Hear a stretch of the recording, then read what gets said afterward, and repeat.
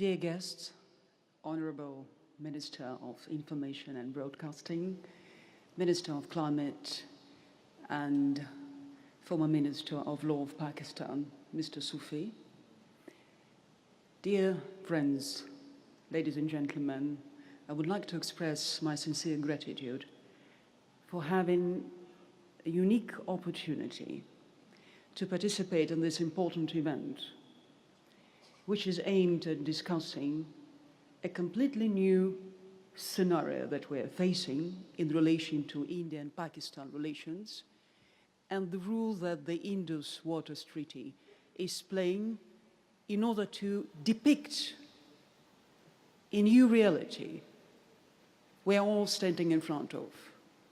Because the case that we are overviewing here is not connected just to the dispute, waters dispute, between Pakistan and India.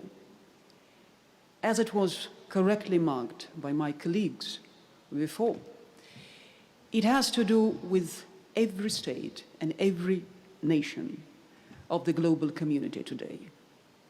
Unfortunately, we have been witnessing for the last years and decades a serious deterioration of the international relations system.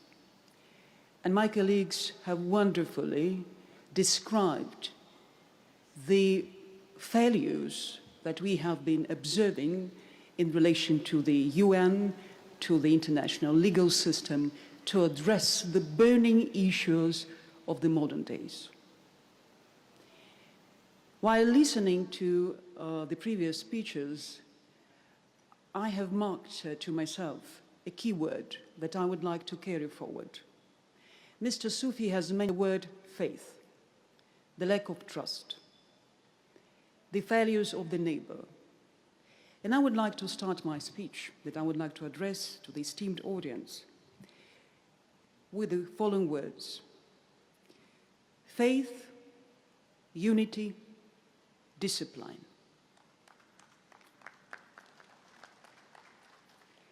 Faith is the national motto of Pakistan, the guiding principle of Pakistani nationhood. It is derived from the principles laid down by Muhammad Ali Jinnah, the founding father of Pakistan. And I do believe that it's not accidental that this seminar is taking place in the Jinnah Convention Center, which has been hosting recently Islamabad peace talks that confirms and defines a special posture of Pakistan in direction of proclaiming and promoting diplomatic efforts for the global community. For 79 years since the day of liberation from the British rule and the establishment of the independent state of Pakistan in 1947, it has been falling for this vision of faith, unity, and discipline, with the inner strength and courage. These principles were integrated in every drop of the Pakistani blood and its national DNA. It means that the Pakistani nationhood has succeeded to pass a historical resilience test and win a fight for sovereignty, self-identity, and independence with dignity and strong vision. I have quoted these principles and placed them into privileged position as their perfect introduction to the topic of my insight today. Indus Waters Treaty, Foundation for Peace and Security in South Asia. A foreign, legal, and humanitarian perspectives. They can be flawlessly applied to every word of this title and highlight an importance of the Foundation for Peace and Security retention in South Asia.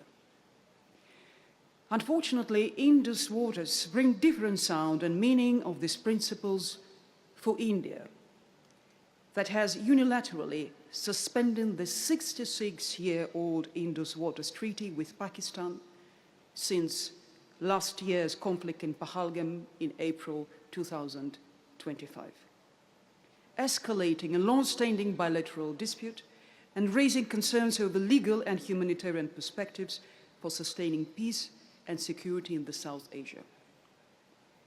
India's foreign ministry said on the 5th of June that treaty would stay suspended until Pakistan completely stops cross-border terrorism. It appears as provocative and aggressive as the statement of the India's Prime Minister Narendra Modi that blood and water cannot flow together.